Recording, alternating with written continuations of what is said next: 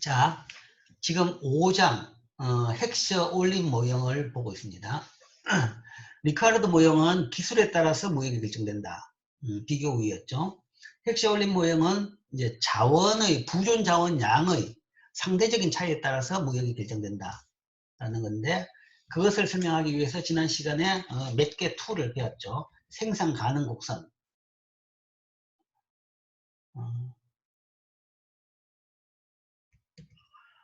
뭐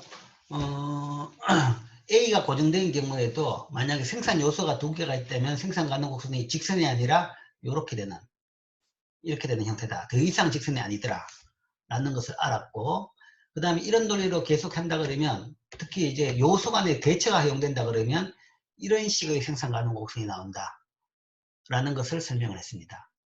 그 다음에 여기에다가 등 가치선이 있다. 뭐 예를 들어서 이게 등 가치선이랄까 아니면 예산 제약이라고도 볼 수 있습니다. 등 가치선이 있다 그러면 그 등 가치선을 생산 가능 곡선에다가 그리면 적점이 이게 그 나라 경제의 선택점이다. 그래서 어떤 물건을 얼마만큼 만드냐 그러면 생산 가능성과 등 가치선의 접점이 그 나라 경제가 선택하는 생산량, 두 물건의 생산량의 결정점이다 라는 것까지 배웠습니다. 그 다음에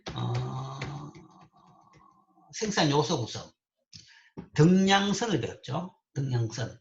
한 물건을 만드는데, 물건 한 단위 만드는데 뭐 한 단위라도 해도 되고 여러 단위라도 해도 됩니다. 어쨌든 뭐 물건 한 단위든 뭐든 딱 요 물건 개수가 결정되어 있다.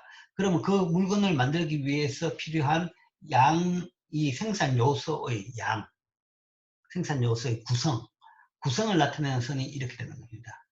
이렇게 된다는 것은 뭐 한계 생산성 체감 법칙이 된다 그러면 당연히 이렇게 되는 거죠. 한계 생산성이 변화가 없다 그러면 아마 이런 직선이 될 겁니다. 근데 체감이 된다 그러면 이런 식으로 원점으로 볼록한 형태가 될 겁니다. 그래서 생산 요소 구성의 선택까지 배웠습니다. 여기까지 했나? 그 다음에 요거는 소위 부존 자원, 그러니까 집약도를 나타내는 선입니다. 집약도. 이거는 생산 요소의 가격이죠. 가격인데 상대 가격이죠. 요소가 두 개니까 상대 가격. 그래서 임금, 임대료 비율. 품자에 있는 것이 그 가격입니다. 그러니까 임금의 상대 가격이죠. 임대료로 나타내는 임금의 상대 가격. 즉 임금이다. 거죠. 임금인데 상대 가격이 되는 거죠. 임금의 가격에 따라 가지고 노동 자본 비율이 달라집니다. 뭐 쉽게 얘기해서 비싸진 요소는 적게 쓰고 싸진 생산 요소는 많이 쓰겠죠. 그게 상식이죠. 그것을 이야기하는 겁니다. 그래서 이게 임금이 오른다 그러면 LKL 비율이 낮아지고, 임금이 오른다 그러면 L분의 K, K를 적게 쓰게 되겠죠. K를 적게 쓰고 대신에 대체할 수 있으니까 K를 더 많이 쓰게 되겠죠. 그래서 이게 점점 더 왼쪽으로 가게 됩니다. 반면 임금이 떨어지면, 상대적으로 상대 가격이 떨어지면 이 노동을 많이 쓰고 자본을 줄이게 되겠죠. 그렇게 되면 이게 오른쪽으로 하죠. 그래서 이 요소 가격과 생산 요소 가격과 생산 요소 가격과 생산 과정에 쓰는 생산 요소의 비율은 이런 식의 관계다. 그러니까 음의 관계다. 가격이 오르면 요소를 적게 쓰고 많이 쓰고, 가격이 오르면 요소를 적게 쓰고, 가격이 떨어지면 요소를 많이 쓰는 이런 우하향의 관계다. 그리고 한계 생산성 체감 법칙이라 그러면 이게 이제 이런 식으로 원점으로 볼록한 형태가 될 겁니다. 자, 그 다음에 이제 두재화가 있다. 그러면 두재화 있어가지고 이 노동자본 비율, 그러니까 이 집약도의 비율이죠. 집약도라는 것은 이걸 가지고 우리가 노동 집약도라고 합니다. 자본분의 노동. 노동이 얼마나 노동을 집약적으로 하느냐. 뭐 1대1이라면 1이고, 뭐 2대1이라면 2가 되겠고, 3대1이라면 3이 되겠죠. 아니면 1대3이라 그러면 3분의 1이 될 겁니다. 그러니까 높은 값일수록 이 위에 분자의 생산 요소를 집약적으로 많이 사용하는 상품이 되는 겁니다.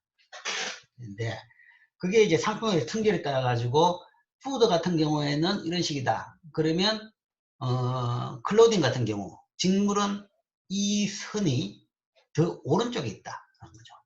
오른쪽에 있다는 것은 동일한 이 임금 상대 가격에 요게 예를 들어서 뭐 요게 임금 임대료 비율 또는 임금의 상대 가격이다라고 했을 때 이때 푸드는 요런 비율로 생산되고 대신에 클로딩은 이것보다 더 오른쪽에 있는 비율로 생산된다는 거죠. 더 오른쪽에 있다는 것은 노동을 더 많이 쓴다. 클로딩은 노동을 더 많이 쓴다. 그거는 이제 상대적인 이 상품의 생산 특징입니다. 생산 특징이. 우리가 예를 이런 얘기를 했죠. 클로딩 같은 경우는 소위 봉제 공장이다. 미싱 하나에 사람 한 사람 피기라는 그런 봉제 공장이다. 노동을 많이 쓰는 거고, 이건 푸드는 농업이 아니라 그냥 그 식품 공장이다. 식품 공장이라 그러면 기계가 많이 있고 거기다가 사람이 몇 명 일을 하는 겁니다. 그렇다 그러면 이 자본 노동의 비율이라 그러면 이런 식품 공장에 비해 가지고 봉제 공장은 노동을 많이 쓸 것이다. 그러면 그때는 물론 그 비율도 바뀌는데 임금이나 아니면 자본 비용에 따라 바뀝니다. 그렇기 때문에 이 클로딩 직물 공장도 임금이 오르면 노동을 좀 더 줄이죠. 그리고 임금이 낮아지면 훨씬 더 많이 늘리고. 그러나 푸드에 비해 가지고는 항상 오른쪽에 있다는 거죠. 그래서 이런 산업을 뭐 얼마나 오른쪽이냐 왼쪽이냐 그건 뭐 이리저리 할 수 있는 건 아니죠. 예를 들어서 항상 오른쪽에 있는 산업은 이 왼쪽 산업에 비해서는 더 노동 집약적인 산업이다 라고 우리가 정의를 합니다. 우리가 집약도에 대한 정의는 이 생산 요소 가격, 생산 요소 이 선택 그래프에서 오른쪽에 있는 산업일수록 더 요 분자에 있는 요 보고 집약적인 산업이다. 왼쪽에 있을수록 분모에 있는 거 집약적이죠. 상대적으로 따져보면 여기에 비해서 이거는 더 자본 집약적인 산업이다 라고 할 수 있죠. 덜 노동 집약적이라는 것은 더 자본 집약적인 산업이다. 그래서 집약도에 따라서 두 산업을 이야기하라. 그러면 두 산업의 특징은 여기에서는 클로딩은 노동 집약적인 산업이고 이 푸드 인더스트리는 자본 집약적인 산업이다 라고 이야기할 수 있습니다. 그래서 그걸 이런 식으로 그래프로는 이런 식으로 위치가 이제 결정되겠죠. 자, 그 다음에 생산 요소 가격과 제화 가격. 여기까지 했죠. 생산 요소 가격에 따라 가지고 제화의 가격이 바뀝니다. 요소 가격이 오르면 그 요소를 더 많이 그러니까 제화의 가격 이게 이제 분자가 제화의 가격입니다. 분자가 아니라 요 수직축이 제화의 직물의 상대 가격이죠. 직물의 상대 가격인데 직물의 가격이 오르면 직물을 더 많이 생산하겠죠. 그럼 직물을 더 많이 생산하려고 그러면 생산하기 위해서 두 생산 요소 노동과 자본이 더 필요합니다. 근데 뭐가 더 많이 필요하냐라는 거죠. 직물은 노동 집약적인 산업이었습니다. 노동 집약적인 산업이었기 때문에 직물을 더 많이 만들려고 그러면 노동을 더 많이 써야 됩니다. 노동을 더 많이 써야 되는 거죠. 그러니까 직물을 더 만들려고 그러면 뭐 노동과 자본이 놀고 있었는데 더 쓸 수 있다 이건 아니죠. 뭐 경제는 다 효율적인 상태이기 때문에 두 산업에 다 모든 생산 요소가 고정되어 있는 상태입니다.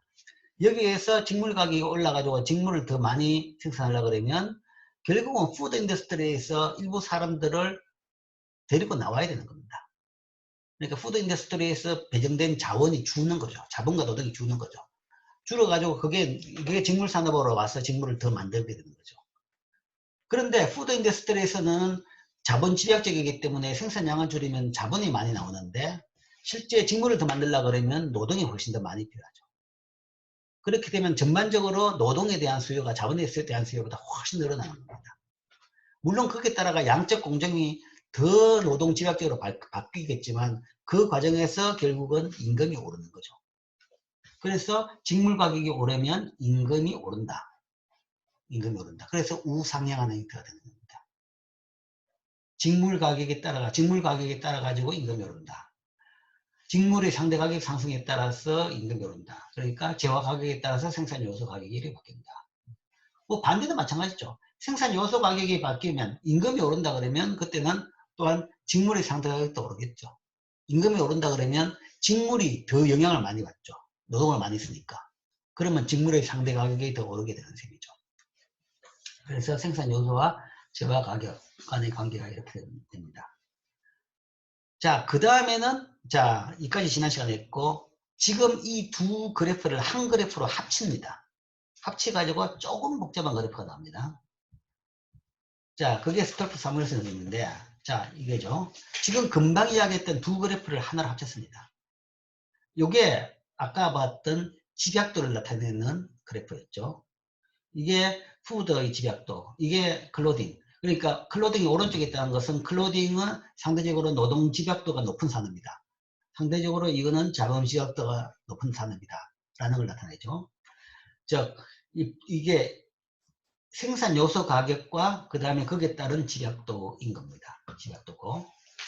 그 다음에 지금 금방 설명했던 그래프, 그게 바로 이거죠. 이건데 이제 축을 뒤바뀌었습니다. 축을 뒤바꿨죠. 앞에 그림에서는 축은 직물 상대 가격이 수직축이었고, 이게 요소 가격이 수평축이었죠. 근데 이제 두 축을 뒤바뀌니까 그림이 이렇게 된 거죠. 이렇게 돼가지고. 뒤바뀐 이유는 공통적으로 두 그래프에 들어가는 이 요소 가격으로서 두 그래프를 합치기 위해서 축을 뒤바꿨습니다. 자, 그럼 여기에서 우리가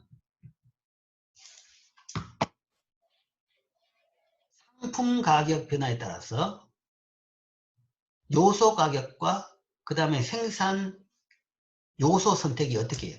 생산 요소의 소위 구성이 어떻게 바뀌는지를 우리가 일괄적으로 한 그림으로 볼 수 있습니다.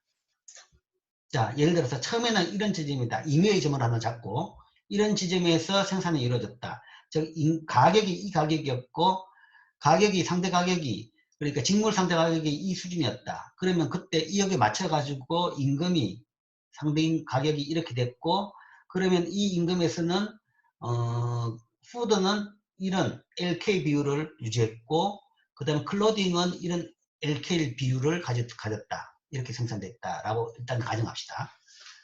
뭐 첫 포인트가 어디냐 그건 뭐 별 문제가 나이죠. 이제 중요한 것은 비교 정태 분석입니다. 가격이 변한 경우에 어떻게 바뀌느냐, 어느 방향으로 어떻게 바뀌느냐라는 얘기죠. 자, 여기에서 직물 가격이 상승했다. 클로딩 가격이 상승했다. 그러면 여기서 이렇게 되죠. 그래서 상승했다 그러면 가격이 여기에서 1로 상승했다.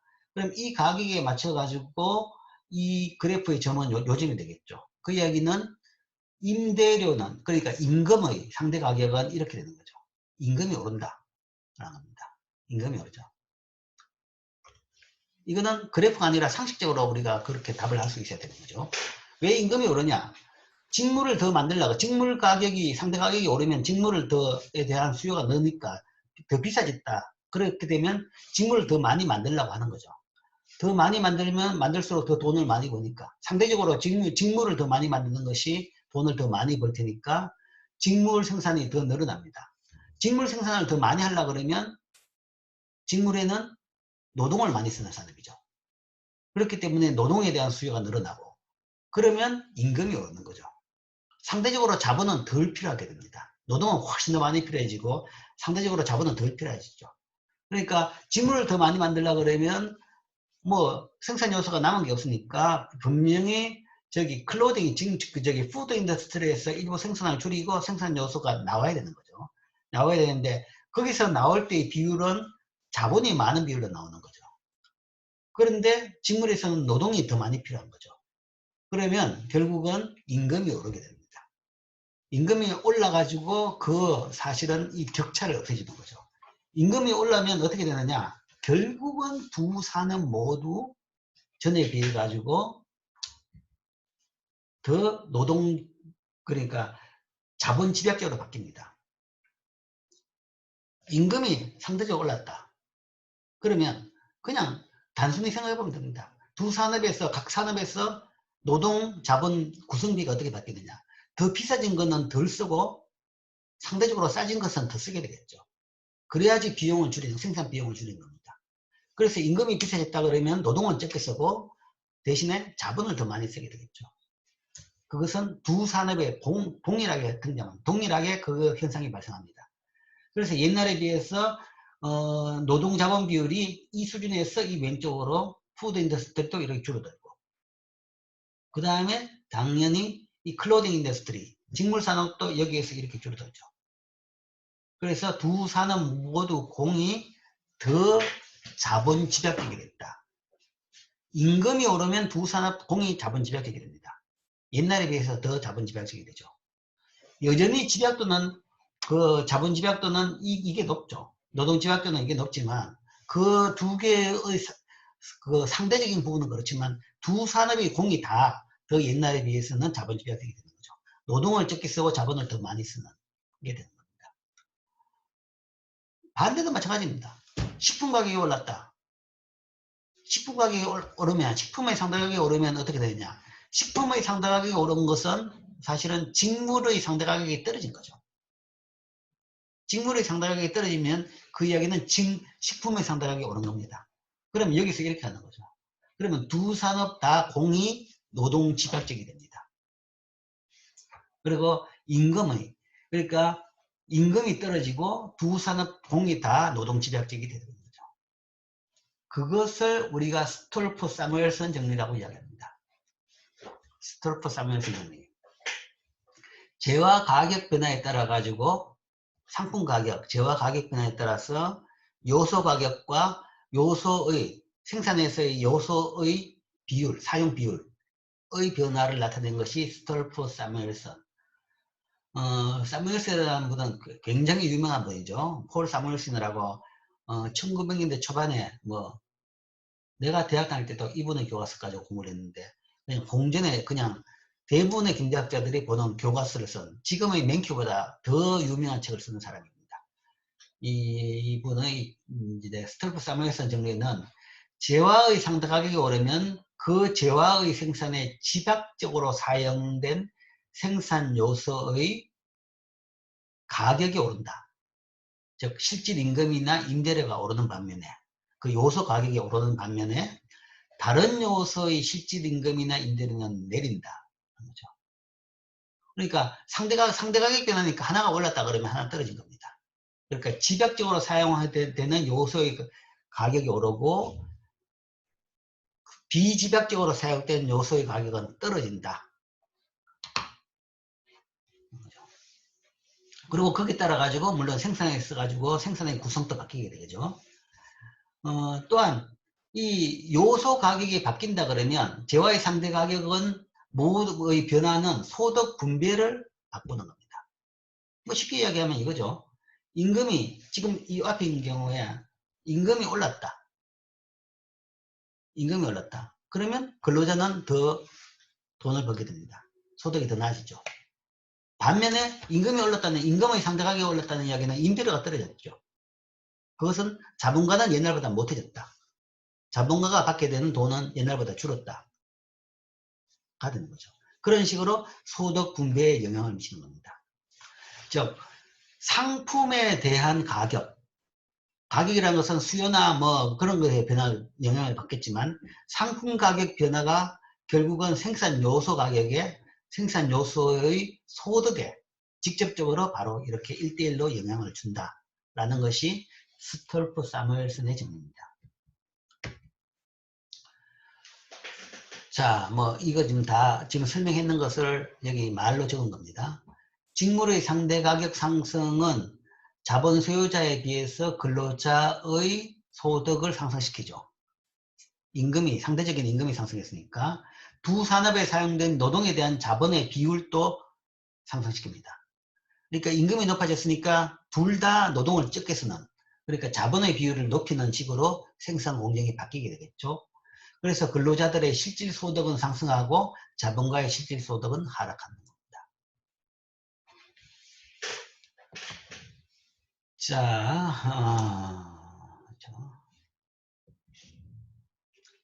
자, 생산 요소 가격과 재화 가격 변화에 따른 생산 요소 가격 변화, 스톨프 사무엘슨 정리에 대한 설명은 이상입니다. 자, 그 다음으로는 이제 자원과 생산량. 헥셔 올린 티오리에 더 가까운 설명입니다. 헥셔 올린은 처음에 이 챕터 초에 이야기했죠. 부존 자원에 따라서 무역이 결정된다라는 거죠. 그래서 부존 자원량의 변화에 따라서 생산량이 어떻게 바뀌는지를 봅시다. 경제의 자원이 변할 때 생산 수준은 어떻게 변하는가? 그것을 나타내는 것이 이제 리젠스키 정리입니다.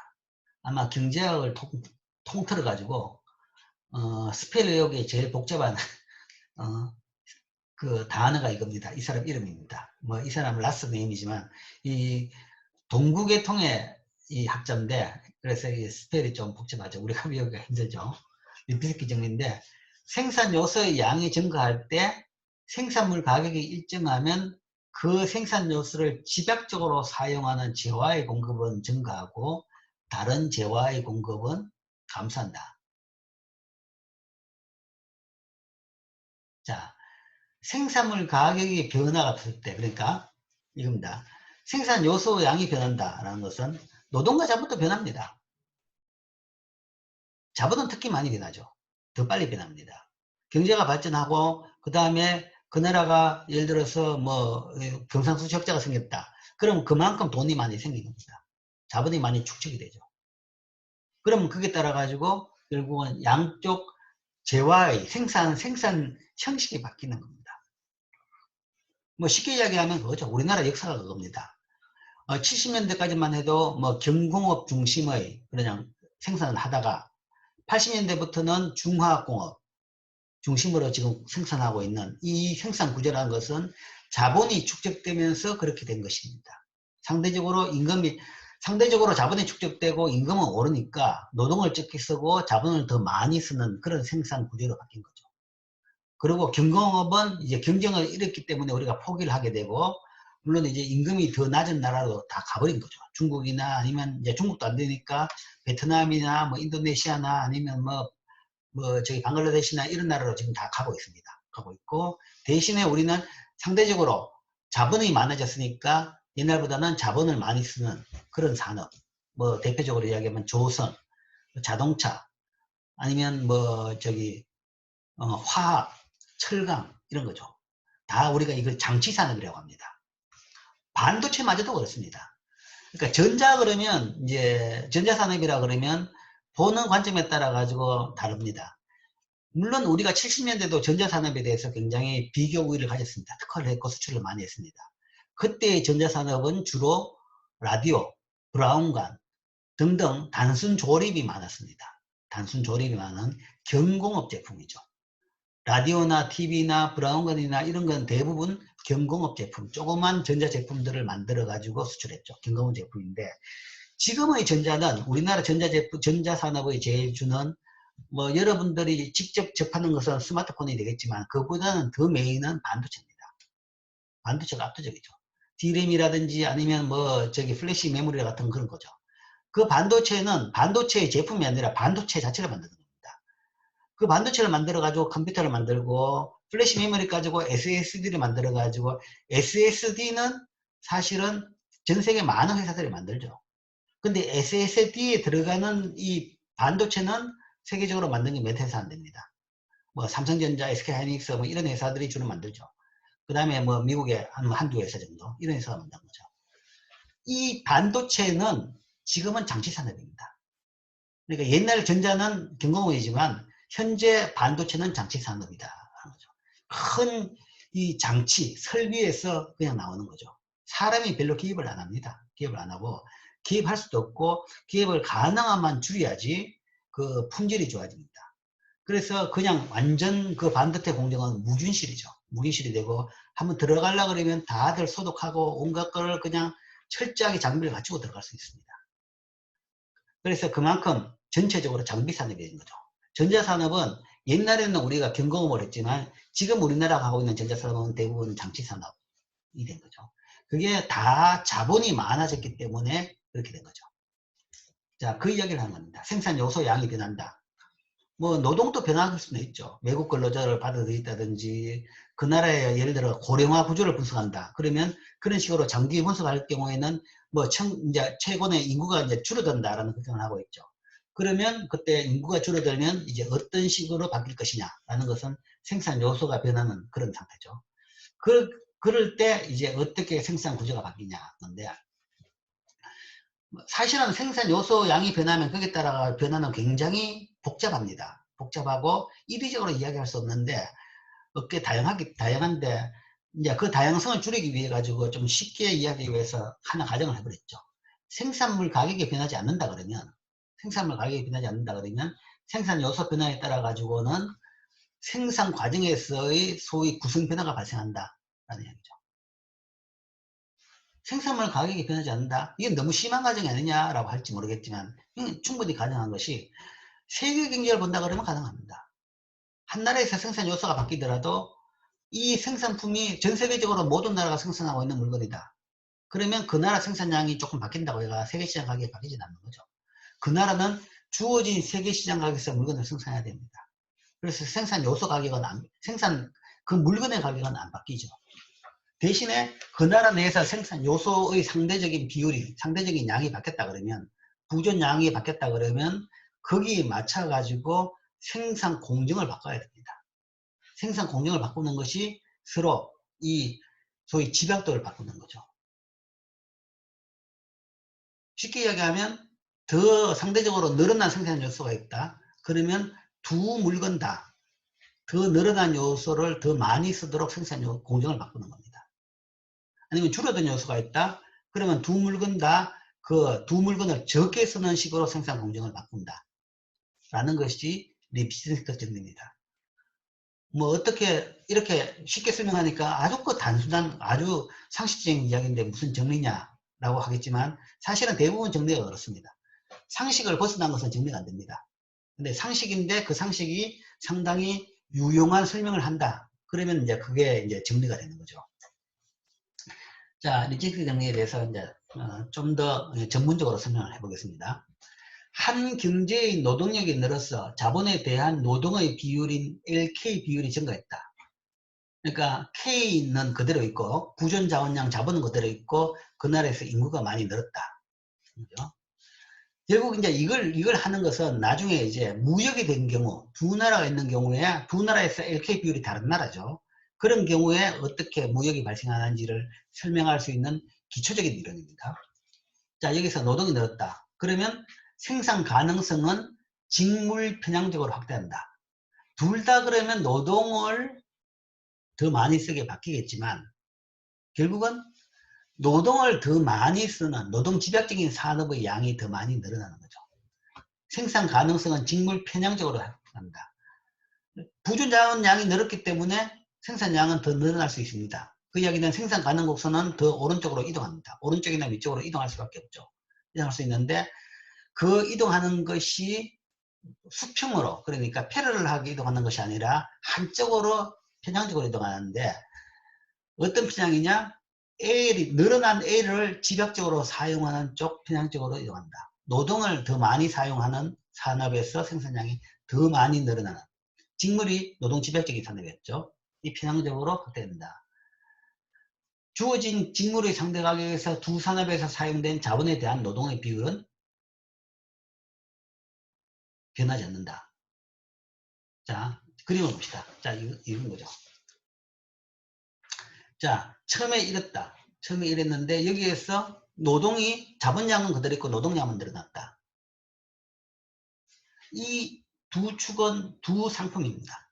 하나는 요건 직물이고 요거는 식품이죠. 그러면 한 생산 요소만 늘어나도 두 생산물이 다 더 늘어날 수 있습니다. 그러니까 한쪽의 점은 고정됐다라고 볼 수 있는 건 아니죠. 서로 대체가 가능하니까.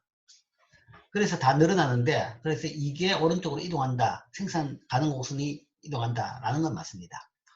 자, 이런 식의 생산 가능 곡선의 팽창은 사실은 이제 경제 성장에 대한 설명입니다. 경제가 성장하면 그 나라의 생산 가능 곡선은 점점 팽창하죠. 그게 이제 GDP가 늘어나는 거하고 동일합니다. 그 결과 GDP가 그만큼 늘어난 겁니다. GDP가 늘어난 것은 생산 가능 곡선이 더 팽창했기 때문에 그런 거죠. 근데 팽창이라는 것이 평행적으로 팽창하는 것이 아니라 이런 식으로 이 한쪽으로 팽창한다. 한쪽 중심으로 팽창한다. 어떤 중심이냐 그러면 이쪽이 더 많이 늘어난다는 거죠. 이쪽보다는 이쪽이 더 많이 늘어난다. 왜? 직물 쪽이 왜 늘어나느냐? 노동이 더 늘어났기 때문에. 그러니까 노동이 더 늘어났기 때문에 노동을 더 많이 쓰는 직물 쪽이 생산량이 더 많이 늘어날 수 있는 거죠. 그게 이제 자원의 변화에 따라서 생산량의 변화를 이야기하죠. 그 다음에 여기서 어떤 적을 선택할 것이냐, 그거는 뭐 답은 안 나옵니다.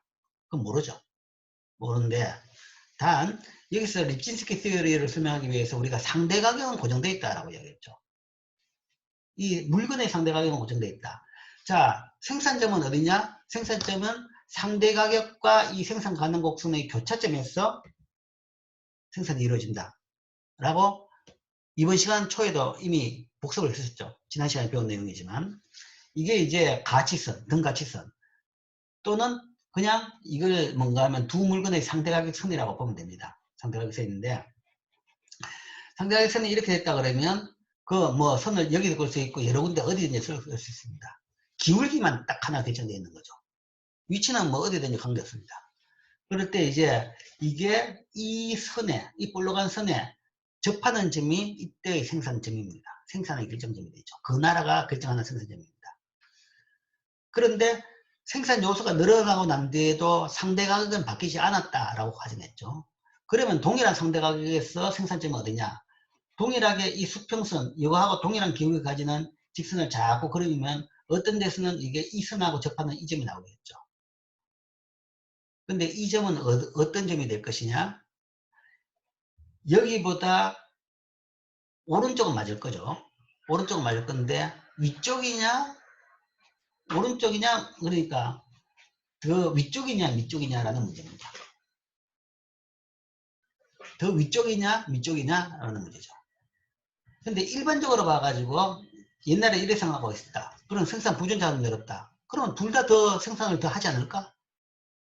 라고 생각한다 그러면 그 다음 선택점은 이런 지점이 될 겁니다. 이런데 둘 다 생산량이 늘어나는 거는 이런 점이 되겠지만, 이 가격이 그대로 했다 그러면 기하학적으로도 봐가지고 동일한 기울기를 가지는 선을 그린다 그러면 그 적점은 이전보다도 더 밑에 점이 된다는 거죠. 이전보다 기하학적으로 보면 당연히 더 밑에 점이 나온다 하는 것이고, 그거는 기하학적인 설명뿐만 아니라 그냥 상식적인 설명에서도 당연히 그렇게 됩니다. 왜냐하면 자, 이렇게 생각할 수 있는 거죠. 노동이 더 늘었다 그러면 결국은 직물 생산을 더 많이 하게 되겠죠. 그런데 직물 생산을 더 많이 하려고 그러면 노동이 더 필요합니다. 그러니까 직물 생산을 하기 위해서는 늘어난 노동 가지고 그거 가지고만 직물 생산을 할 수가 있는 건 아니죠. 그러면 자본도 또 필요하죠. 직물도 노동만 써가지고 만드는 건 아니니까 자본도 필요하죠. 그러면 기존에 있는 그 식품 생산에서 일부 생산이 나와야 되는 겁니다. 일부 생산 요소가 나오는 거죠. 일부 생산 요소가 나와가지고 결국은 자본하고 노동하고 비율을 해가지고 더 직물이 생산이 늘어나는 거죠. 그렇기 때문에 기존의 식품 생산량은 줄게 되는 겁니다. 줄게 되고, 그 다음에 요소 가격을 생각해도 마찬가지겠죠. 요소 가격을 생각하더라도 그 노동이 늘어났으니까 당연히 임금이 떨어집니다. 임금이 떨어진다 그러면 둘 다 뭔가 하면 더 노동 집약적으로 사용하게 될 겁니다. 그렇기 때문에 결국은 이 직물의 생산량은 늘지만 식품의 생산량은 줄게 됩니다. 자, 이게 굉장히 중요한 메시지인 거죠.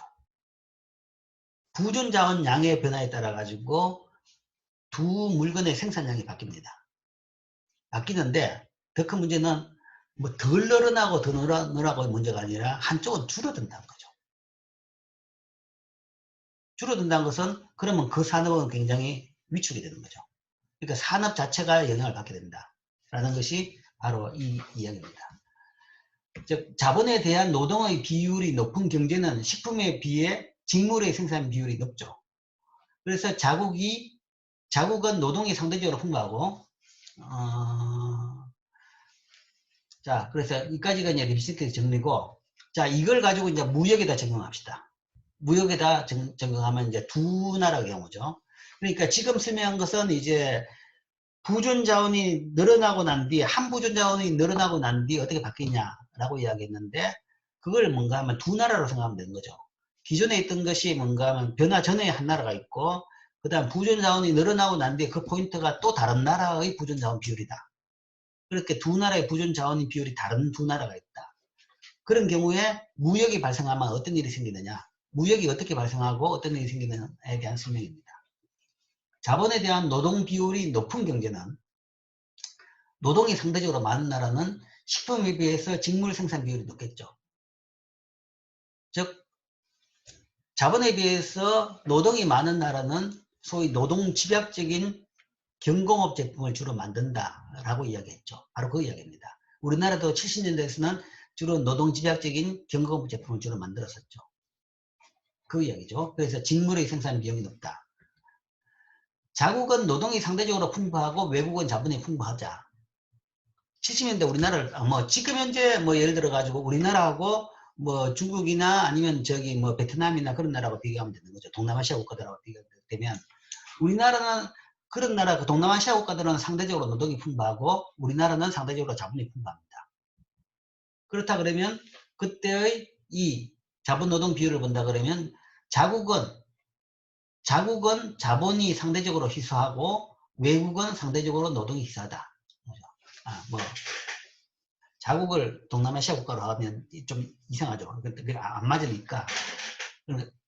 자국하고 우리나라하고 같이 만들기 위해서 우리나라가 노동이 풍부한 걸로 하려고 그러면 우리나라 70년대를 따져야 되는 거죠. 우리나라 70년대하고 그때 우리나라, 노동이 풍부한 우리나라가 자국이었고, 자국이다 그러면 그때 비교 대상은 그때 다른 선진국들하고 비교하면 되겠죠.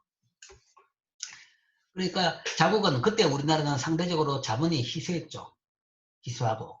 그러나 선진국 같은 경우에는 물론 미국이 우리나라보다 인구는 예를 들어서 한 4배 정도, 5배 정도 많습니다. 많지만 그때도 지금도 한 그 정도 많습니다. 많지만 인구가 많지만 상대적으로 노동이 희소합니다. 자본은 훨씬 더 많아요. 인구가 우리나라보다 5배 많지만 자본은 우리나라보다 20배 많다. 그렇다 그러면 상대적으로 미국은 노동이 희소한 겁니다. 노동이 희소하죠. 이런 경우를 이야기하는 겁니다. 이런 경우. 자, 이런 식으로 두 나라에 있어가지고 상대적인 보존자원 비율. 그러니까 이 리카르도 모형에서도 절대 우위가 아니라 상대 우위로 다 이야기한 거죠. 모든 것이 다 상대적으로 봐야 되는 겁니다. 그래서 이 핵심 원인 모형에서도 부존 자원을 보는데 부존 자원의 양이 절대 양이 아니라 상대적인 양입니다. 노동과 자본의 상대적인 양에 따라서 보는 거죠. 자, 이런 경우에 어쨌든 상대적인 비율로서 이런 경우에는 이렇다 그러면 이거는 상대적으로 노동이 많은 나라죠. 이러면 노동 집약적인, 예를 들어 노동이 풍부한 나라가 되고 반대로 이 나라는 자본이 풍부한 나라입니다. 노동이 상대적으로 덜 풍부하다는 이야기는 분모가 풍부한 거죠. 그러니까 자본이 풍부한 나라. 자, 그렇게 되죠. 이렇게 보존 자원을 상태를 두 나라를 이렇게 정의할 수 있고 직물이 상대적으로 노동이 집약적이기 때문에 자국은 직물 생산이 상대적으로 효율적이다. 그래서 노동 집약적인 재화에 더 비교 우위가 있다라는 이야기죠. 그렇기 때문에 70년대 우리나라에서는 소위 봉제 산업이 굉장히 승했죠. 어젠가 전태일 열사 50주년입니다. 인데 그 전태일 열사라는 것이 사실은 우리나라 봉제 산업의 상징입니다. 봉제 산업. 그러니까 청계천에서 그 소위 그 불방에서 그러니까 진짜 사람 하나 들어가가지고 천장에 다 있는 그 작은 공간에 미싱 하나 놓고 뭔가 하면 그때 봉제를 했는 겁니다. 봉제를 했는데 그러니까 이제 그때는 그냥 먹고 살기 위해 가지고 그걸 했는데 어느 정도 이제 좀 먹고 살게 되니까 도대체 이게 무슨 환경이냐라는 겁니다. 노동 환경. 법은 또 멀쩡하게 있더라고요. 근로기준법에 있는데 그건 하나도 안 지켜지면서 이 환경에서 우리가 근로를 하고 있다. 그래서 이제 근로기준법을 준수하라. 라면서 투쟁을 하고 결국은 분신 사망을 했죠. 그게 이제 그때 70년대 우리나라 봉제산업. 그게 우리나라 주 산업이었기 때문에 그게 종사자가 엄청나게 많았고 그렇기 때문에 그 산업 자체가 우리나라 노동운동의 사실은 시발점으로 된 그런 면이 있습니다. 그때는 왜 그러면 그 산업이 우리나라에 많았느냐? 바로 간단한 이야기죠. 지금 모든 교과서에서 이 대표적으로 들고 있는 이런 직물과 푸드 산업일 때 직물은 노동 집약적이기 때문에 그때 우리나라는 직물 산업을 많이 했다. 봉제를 많이 했다. 하는 이야기죠. 자, 이런 경우에 자, 무역을 봅시다. 국가들은 같은 기술과 같은 기호를 갖는다고 가정하자. 자, 무역을 할 때. 자, 지금부터 설명은 사실은 요 그림 하나를 이해하면 됩니다. 이 그림에 대한 설명입니다. 이 그림에 대한 설명인데, 자, 이 그림에 대한 설명을 이제 몇 장에 걸쳐 지금 하고 있습니다. 그림을 잘 이해합시다. 자, 이 그림에서 우리가 이제 그래프는 RSRD죠. Relative Supply, Relative Demand입니다. 이미 이 용어에 대해서는 우리가 알죠. 이 그래프에 대해서는 알고 있습니다. 가격과 수량이죠. 물론 둘 다 렐러티브이기 때문에 상대 가격과 상대 수량입니다. 그래서 가격별로 이 수량들이 나왔죠.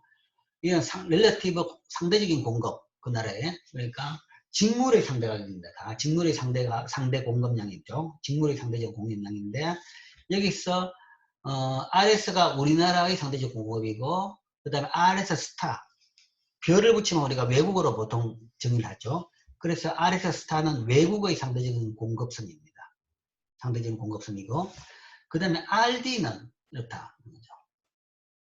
여기에서 우리나라 외국 두 개가 있는데 RD는 상대적인 수요죠. 수요는 왜 RD 하나밖에 없냐? RD 스타가 어딨냐? 라는 질문을 할지 모르겠지만 RD 스타는 RD가 RD 스타입니다. 그러니까 기본적으로 우리가 수요는 같다라고 보는 겁니다. 수요가 다르면 이거는 이론적으로 설명할 게 없습니다. 수요가 많은 쪽으로 무조건 다 사람들이 선호하게 되고 그 가격이 오른다. 그거는 이제 경제학적인 설명이 필요 없는 거죠. 그렇기 때문에 그리고 사람이란 것은 별로 차이가 없다. 다 비슷하다. 보통 비슷하다. 우리가 경제학에서 리프레젠테이티브 에이전트 모형을 쓴다는 것은 사람의 특징을 정의하죠. 대부분 사람들 다 특별히 차이가 안 난다라고 보는 겁니다. 그렇다 그러면 특별히 어떤 나라가 어떤 물건에 대해서 수요가 크게 차이가 나지는 않을 것이다. 물론 아주 문화적으로 역사적으로 독특한 한 물건을 좋아하는 사람, 한 물건만 계속 쓰는 나라가 있긴 있겠지만 그건 아주 특별한 물건이고 우리가 지금 다루는 일반적인 물건에 대해 가지고 뭐 특별히 한 나라가 독특하게 이상한 선호도를 가지지 않겠죠. 그렇기 때문에 우리가 이 일반적인 모형을 다룰 때는 모든 나라에서 상대적인 수요 곡선은 같다라고 봅니다. 그래서 여기서 이거는 하나만 했죠. 하나만 이렇게 딱 그랬다. 뭐 당연히 수요 곡선은 우하향하죠. 그러니까 가격이 떨어지면 수요는 늘고 가격이 오르면 수요는 줄어든다. 그리고 공급도 당연히 그럴 겁니다. 가격이 오르면 공급은 늘어나고 가격이 떨어지면 공급은 줄어든다. 하는데 자 그렇다 그러면 이제 두 나라가 이렇게 위치가 다르다. 공급에서는 위치가 다르다. 다룰 수 있는 원인이 뭐냐? 부존 자원량 때문에 그렇습니다. 일단 기술은 다르다고 기술도 다 개방되어 있다라고 가정합시다. 그렇다 그러면 사실은 그럼에도 두 나라가 공급량이 달라질 수 있다. 어떻게 달라질 수 있느냐? 부존 자원량이 다르면 달라질 수 있습니다. 물론 두 나라에서 부존 자원의 비율이 같다 그러면 그때는 같아집니다. 부존 자원의 비율도 같다. 그 자본과 노동의 비율이 같다. 그렇다 그러면 두 나라 다 공급이 같습니다. 그러면 그때는 무역도 발생하지 않고 우리가 다룰 이유가 없습니다. 다룰 이유가 없고 단지 부존 자원이 다를 때를 보자라는 거죠. 다를 때 보면 부존 자원이 다르면 당연히 이렇게 상대적인 공급 곡선이 달라지는 거죠. 달라지는데 이 그래프를 통해 가지고 두 나라의 특징을 어떻게 알 수 있느냐? 동일한 직물 가격에 대해서 우리나라가 공급량이 더 많더라. 상대적인 공급량이 더 많더라. 즉 우리나라는 푸드보다는 직물을 더 많이 공급하는 나라, 많이 만드는 나라더라. 이 각각은 무역전입니다. 무역전, 폐쇄경제에서 그 국내에서 공급량입니다. 국내. 우리나라가 더 이게 많더라라는 것은 자 그러면 저 나라는 부존 자원이 노동이 많은 나라구나. 상대적으로 노동이 풍부한 나라구나 라고 할 수 있는 거죠. 그래서 그림을 이렇게 그린다 그러면 이 나라는 RS는 자국은 직물에서 지박적으로 사용하는 생산 요소가 상대적으로 이 나라보다 풍부한 나라구나 라고 할 수 있습니다. 그리고 우리가 직물에서는 노동을 지역적으로 사용하는 그 산업이라고 했죠. 그 이야기는 우리나라는 노동이 상대적으로 자본에 비해서 노동이 많은 나라구나. 이 나라하고 비교해서 그죠. 절대적인 개념이 아닙니다. 상대적으로 우리나라 노동이 많고 이 나라는 상대적으로 여기 비해서는 상대국은 자본이 많은 나라구나 라고 할 수 있죠. 그러면 두 나라의 공급 곡선을 이렇게 끌 수 있는 거죠. 그렇게 되면 예를 들어 가지고 무역 이전에는 두 나라가 어떤 상태냐, 각각은 우리나라에서의 가격은 이겁니다. 직물 가격은 이거고, 그래서 우리나라에서는 무역하기 전에는 이 가격에 이만큼 만들어서 이만큼 국내에서 소비되는 겁니다. 국내 균형이 되는 거죠.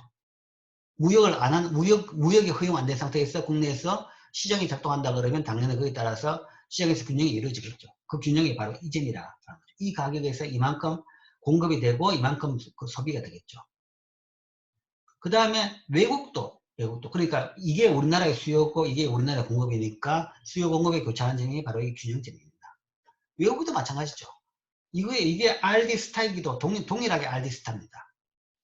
RD스타죠. 그러니까 외국도 동일한 RD가 있으니까 이거하고 이게 교차점, 이게 그 나라 외국의 균형입니다. 그래서 이 가격에 그 나라에서 이만큼 만들어서 이만큼 사람들이 소비를 하게 되겠죠. 단 차이는 뭐냐? 무역전의 차이를 보면 두 나라에 있어가지고 시장 균형 가격이 다르더라. 상대 가격을 보니까 우리나라가 낮고 외국이 높더라. 직물의 가격이 우리나라가 훨씬 더 낮더라. 외국은 더 높더라. 라는 것이 차이죠. 그게 제일 차이입니다. 왜 그 차이가 났느냐? 아까도 설명했죠. 우리나라에서 상대적으로 노동이 풍부하니까 노동을 많이 쓰는 직물은 싼 가격으로 만들 수 있으니까, 노동이 풍부하니까 임금이 낮고, 임금이 낮으니까 그 노동을 많이 쓰는 직물은 싼 가격으로 만들 수 있으니까 낮고, 상대적으로 외국은 노동이 희소하니까 임금이 높고, 그러면 직물은 더 비싼 가격으로 만들어야 되는 거죠. 비싼 비용으로 만들 수 있으니까 직물의 가격이 이렇게 높게 되는 겁니다. 자, 이게 무역전의 상황이고, 무역전의 각각 폐쇄경제 두 나라에서의 상황이 1과 3이 국내 국영이었습니다. 자, 여기에서 무역이 허용됐다. 그럼 어떤 일이 생기느냐? 무역이 허용됐다 그러면 이 나라에서 직물이 싸니까 자국에서 비싼 돈에 팔리는 외국으로 물건이 수출이 되겠죠.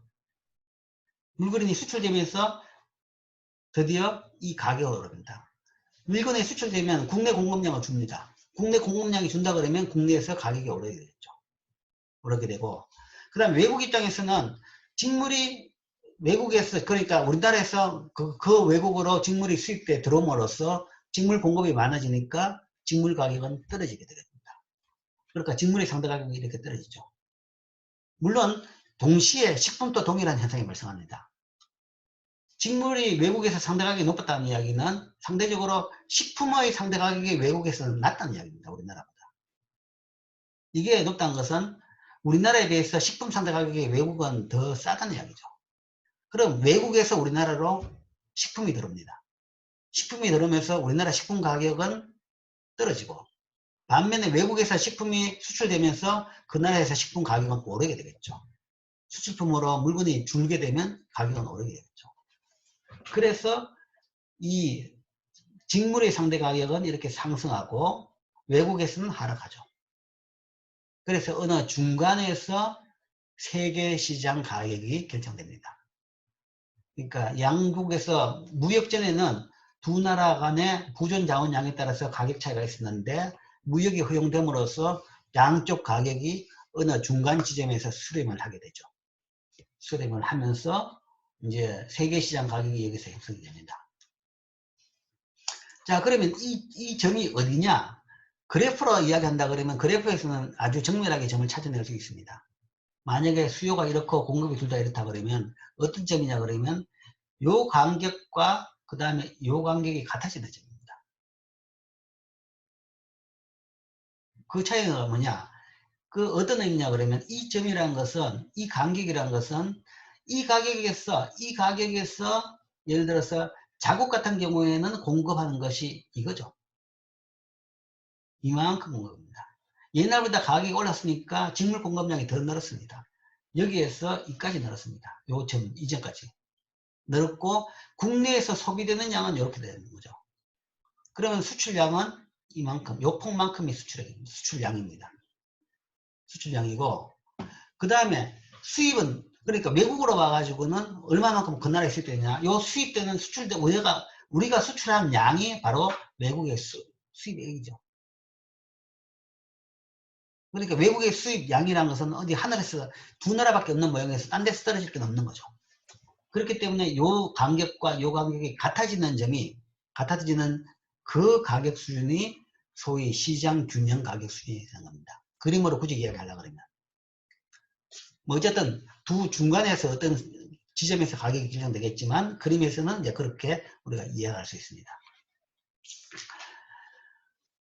자, 그래서 핵실 올린 모형에서의 무역을 이렇게 설명했습니다. 자, 그 그림을 지금 이제 그림으로 다 설명했는데 지금 설명했는 내용을 지금 여기에 구수로 해놓은 것이 이겁니다.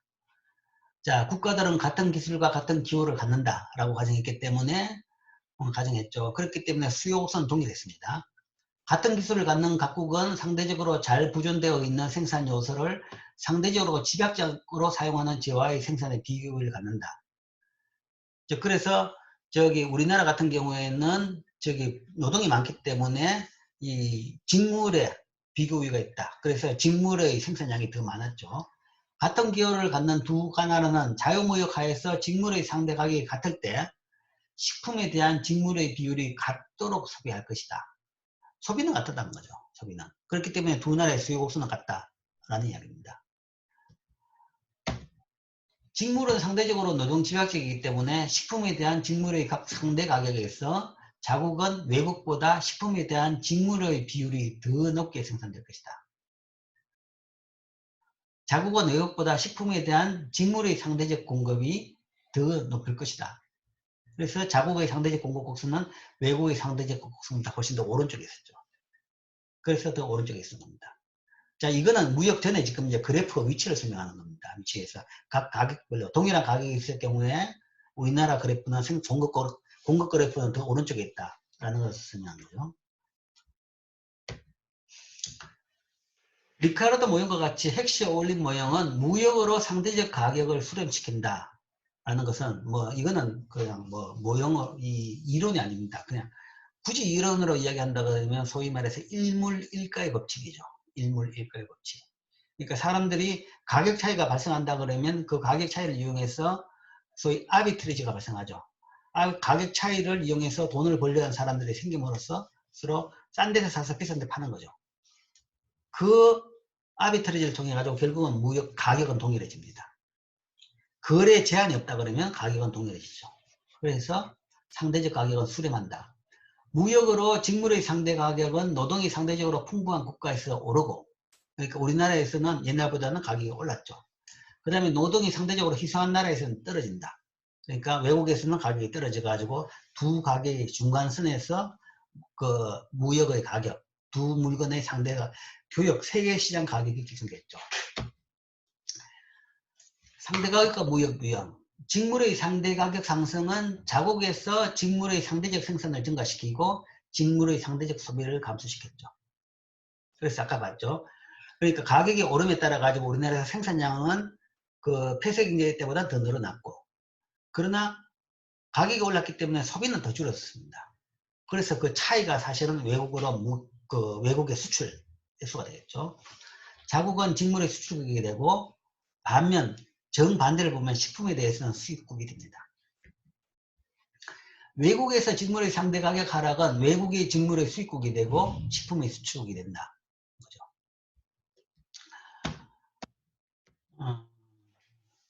그래서 이 현상 자체가 사실은 핵시에 어울린 정리에 대한 현상을 설명한 겁니다. 그리고 그걸 정리로 한마디로 이야기한다 그러면 한 생산 요소가 풍부한 국가는 그 생산 요소가 집약적인 재화를 수출한다 라는 것이 핵시에 어울린 정리입니다. 자, 리카르도의 무역 이론은 우리가 그랬죠. 기회비용이 그러니까 비교 우위가 있는 물건을 수출한다. 무역에 대한 이론, 무역의 방향, 어떤 게 수출품이고 어떤 게 수입품이냐에 대한 설명이죠. 어떤 게 수출품이냐? 기회비용이 낮은, 그러니까 즉 비교 우위가 있는 물건을 수출한다라는 것이 리카르도 모형이고, 핵시 올린 모형, 핵시 올린 정리의 무역에 대한 이론은 생산 요소가 풍부한 그 요소를 집약적으로 사용하는 생산하는 재화를 수출한다. 그렇죠? 비교 우위가 있는 재화라. 그러니까 기술을 이야기할 때는 소위 생산에서의 기술의 비교 우위를 이야기한 것이고, 이건 부존자원이죠. 부존자원이라고 했죠. 부존자원이 풍부한 물건, 부존자원이 풍부한 생산 요소를 더 많이 사용하는, 집약적으로 사용하는 재화를 수출한다. 한 나라의 수출품은 뭐냐? 상대적으로 부존자원 비율에 따라서 결정된다. 그리고 부존자원이 더 풍부한 부존자원을 집약적으로 생산하는, 집약적으로 사용하는 그 물건을 수출한다. 라는 것이 헥시어 어울린 정리입니다. 그래서 소위 개도국에서는 경공업 제품을 수출한다. 개도국이라는 것은 대부분 자본이 부족한 나라죠. 노동은 많은데 비해서 자본이 부족한 나라입니다. 그러면 노동을 많이 쓰는 물건을 수출한다. 경공업 제품, 뭐 봉제라든가 아니면 단순 조립, 그런 물건을 많이 수출하는 거죠. 그 현상을 헥시어 어울린 정리가 더 깔끔하게 설명해 주는 겁니다. 그러니까 보다 현실을, 리카르도 모형보다는 보다 현실을 잘 설명해 주는 것이 이 모형이죠. 그러니까 주어진 기술에 따라서 이게 운명론이 아니라 소위 부존 자원에 따라서, 물론 부존 자원도 운명 아니냐라고 이야기했지만 부존 자원이 운명이 아닌 것은 부존 자원량은 변합니다. 우리가 변하는 것을 잘 봤죠. 우리나라도 옛날에는 상대적으로 노동이 많았기 때문에 노동 집약적인 경공을 수출했지만 경제가 발전함에 따라서 자본이 많아지니까 이제는 자본 집약적인 재화가 주 수출 제품입니다. 부존 자원량이 비율이 바뀝니다. 그에 따라 가지고 바뀌는 현상까지도 설명하는 이론이죠. 이 결과는 상대적으로 일반적으로 말하면 국가들은 풍부하게 부존된 생산 요소가 집약적인 재화를 수출하는 경우가 있다. 이게 헥시어 어울린 모형입니다. 무역에 대한 어떤 물건을 수출하느냐 수입하느냐에 대한 설명입니다. 자, 그 다음에 한 가지 더 하죠. 무역과 소득 분배. 무역과 소득 분배. 이제 자, 무역에 따라 가지고 소득 분배가 어떻게 되느냐. 상대 가격 변화는 노동과 자본의 소득에 영향을 주는 겁니다. 앞의 경우도 우리가 이제 쫙 봤죠. 그러니까 무역을 하게 되니까 상대적으로 풍부한, 그러니까 우리나라 같은 경우에 노동이 풍부했는데 노동 집약적인 재화를 수출을 많이 했죠. 많이 하게 되면 결국은 임금이 오릅니다. 즉 직물 가격의 상승은, 직물을 수출하니까 직물 가격이 우리나라에 상승했죠. 두 자로 나타낸 노동의 구매력을 높이고 한편 두 자로 나타낸 자본의 구매력은 낮춥니다. 그러니까 국내에 있을 때만, 폐쇄경제 할 때는 그래도 노동이 많아가지고 노동 제약적인 걸 많이 만들었는데, 그리고 임금도 굉장히 낮은 수준이었죠. 그런데 수출에 허용된다 그러면 그 낮은 수준으로, 낮은 임금으로 만든 물건들이 많이 빠져나가면 결국은 노동이 더 필요해집니다. 그 물건 더 만들려고 그러면 노동이 더 필요해지는 거죠. 그러니까 상대적으로 풍부한 생산 요소 가격이 오르는 거죠. 그래서 임금은 오르고, 반대로 상대 가격으로 봐가지고 상대적으로 희소한 자원의 소위 가격은 떨어지는 겁니다. 실제 이제 우리나라도 마찬가지입니다. 그런 식으로 자본 집약적으로 바뀌면서 바뀔 수 있었던 것이 사실은 상대 가격이 바뀌기 때문에 그렇습니다. 물론 이제 임금이 충분히 안 그것도 충분하지 않다고 볼 수 있을지 모르겠지만, 임금은 그렇기 때문에 1인당 국민소득이 계속 올랐고, 그 다음에 시간당 임금도 계속 올라간 겁니다. 그러면 자본에 대해서는, 자본은 더 많이 벌었는데 라고 하겠지만, 총량으로 자본량이 늘었기 때문에 자본이 몫은 상당히 더 많이 늘었을 수는 있지만, 자본 한 단위당 가격을 보면 떨어진 거죠. 자본 한 단위당 받는 가격, 임금, 노동 한 시간당 하고 비교하는 것이 자본 한 단위당 가격이죠. 한 단위당 받는 것이 뭐냐 그러면 쉽게 이야기하면 이자율입니다. 이자율. 그게 이자율이죠. 돈 빌려주고 받는 게 이자율이죠. 이자율을 보면 70년대 우리나라 이자율은 30%였습니다. 30%, 40%. 법정 강제가 뭐 한 15% 정도 됐지만, 뭐 그렇게 돈 빌릴 수도 없고, 사채 이자율을 보면 그게 이제 시장 이자율이죠. 그때 이자율은 30% 정도였습니다. 그만큼 자본에 대해 가지고는, 자본이 희소하니까 자본에 대해서는 비싼 값을 받았던 거죠. 그러나 지금 이자율을 보면 이자율은 1, 2%죠. 뭐 누구든지 돈을 쉽게 빌릴 수 있는, 낮은 비용으로 빌릴 수 있는 겁니다. 이자율이 떨어졌다는 것이 바로 상대적으로 자본의 이 구매력이 떨어진 것이다 라는 것을 나타낸 거죠. 식품 가격의 상승은 반대의 효과를 갖습니다. 즉 따라서 국제무역은 장기에서도 소득 분배에 영향을 줄 수 있습니다. 무역으로부터 한국과의 풍부한 생산요소 소유자들은 혜택을 보지만 한국과의 희소한 생산요소 소유자들은 오히려 피해를 봅니다. 그러니까 단위당으로 보면 받는 것은 준다. 그래서 피해를 본 거죠. 근데 이제 그 단위당 가격보다 자본량이 더 빠른 속도로 늘어난다 그러면 총량적으로는 더 벌 수는 있을 겁니다. 그러나 단위당은 피해를 보는 거죠. 무역 개방으로 수익 경쟁 산업에서 집약적으로 사용되는 생산 요소들은 그들이 고용하는 산업에 상관없이 피해를 보게 됩니다. 나머지 세계와 비교했을 때, 자, 이걸 이제, 미국의 예에 대해서 설명하는데, 미국은 고숙련 노동력이 풍부하게 부존되어 있는 반면에 상응하게 저숙련 노동은 희소하다. 자, 주 설명은 지금까지는 자본과 노동에 대한 설명이었는데, 이거는 이제 여기서는 조금 이제 다른 설명입니다. 노동을 두 개로 나누어서 보는 거죠. 노동을.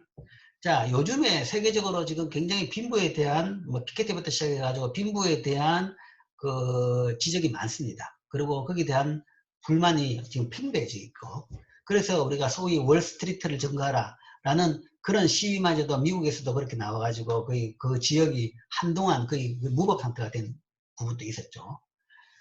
그러니까 미국에서마저도 지금 이제 빈부, 소득 분배에 대한 그 뭐 불만이 굉장히 터져나오고 있습니다.